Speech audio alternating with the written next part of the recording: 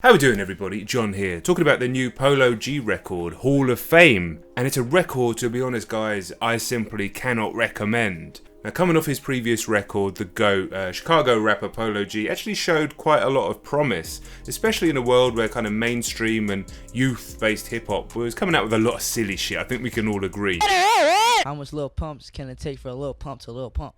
Here was a guy telling very heartfelt, quite poignant stories about life on the street over sort of melancholy beats. I think that's the best way that we can describe it. And while that album didn't necessarily massively hit for me, you could definitely see there was some promise in the guy. Since then, his numbers have gone crazy. This album is already on track, apparently, to sell 175,000 copies this week.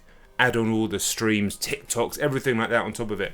Add on the craziness. I'm just looking at RAPSTAR now, nearly 250 million streams just on Spotify for RAPSTAR. Obviously a massive hit. And he got into a situation where Polo G is now one of the biggest artists out there in the game at the moment, just purely numerically.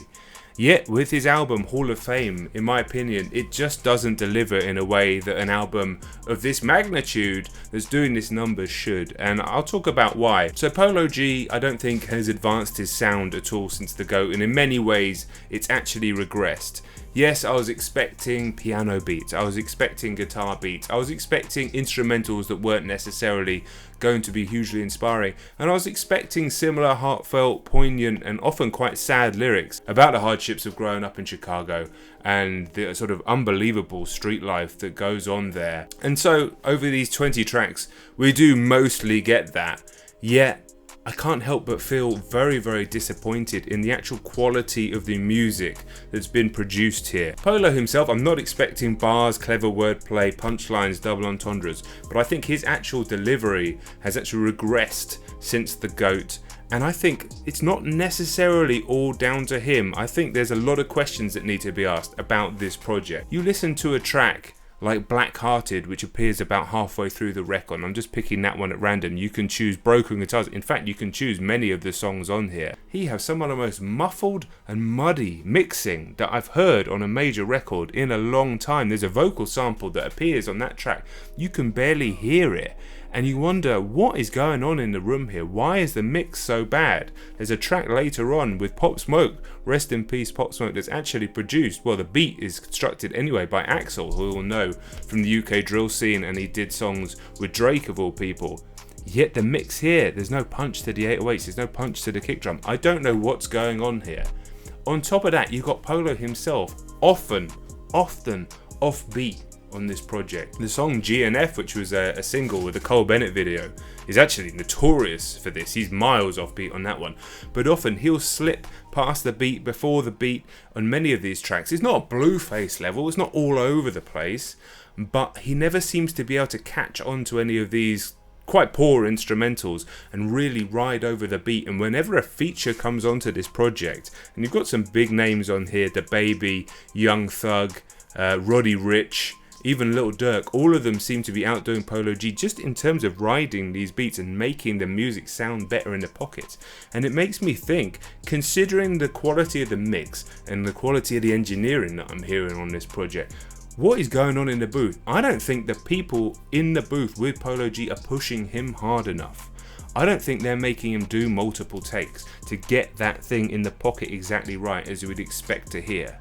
Because quite simply, it's not like he can't rap on beat. Go back and listen to the GOAT, it's much cleaner. It's not like he doesn't have the capability. It's not like he's completely absent of musical talent or anything like that. Far from it. And some of the stuff he says during these raps, like I said, it is poignant and it is heartfelt. And there are a couple of tracks on here which I will say do stand out of a higher quality. Yet so many times you'll find him sliding way before the beat, and when you've got a kind of slightly slower instrumental, a more melancholy instrumental, it would make way more sense for him to come in slightly late on the beat to create that mood. And you suddenly listen to how Young Thug comes in on the track Losses, and that's exactly how he's delivering his verse. And it's not something you'd even notice that he's doing because it makes sense musically for him to do that. That is just what makes sense to your ears. Yet quite often it feels like Polo is fighting against the beat, or almost he's unaware of the beat. He's so concentrating on what he has to say. And for an artist that's doing 175k and hundreds and hundreds of millions of streams. Can't help but feel very disappointed by that. Still would love to know in the comments from his fans. Constructive criticism of my criticism, very much welcome if you're a Polo G fan. I'd love to know what it is about his music that's speaking to you. But I do suspect a lot of it is what he is talking about on this project and previous project. He has seen a lot. There's a line where he says, a little white boy from the burbs got the nerve to tell me I ain't going hard enough, like he really ever had it hard enough. Apparently that's aimed at that kid Aiden Ross, who I keep seeing appearing on my YouTube at the moment. But I think that's a general statement, probably aimed generally at social media. And you could kind of say that I'm saying that. I mean, I'm not a little white boy, I'm a fucking old man. And I don't live in the suburbs. But I do think that it is fair to say I haven't seen what Polo G has seen, and I'd imagine a lot of people watching this video hasn't seen what Polo G has seen. So it's important to listen to what he's saying, absolutely. And when you get a track like Bloody Canvas, where he is telling a specific story, you do hear an artist in there, and that song is actually produced better than a lot of the other tracks as well. And while he does stick to that subject matter far too much, I do think the track No Return with Kid LAROI and Durk, which is the single at the moment with the video, is more of a standout. And of course he talks about some of his own mental struggles on RAPSTAR, despite that song having not grown on me over time. But I do think that it is important to acknowledge the fact that Polo G is trying to say something with his music consistently, but I do think he now needs to find different ways of saying those same things if he's going to stick to that subject. And I feel a little bit out of order saying that, because like I say, I haven't seen what Polo has seen, absolutely not.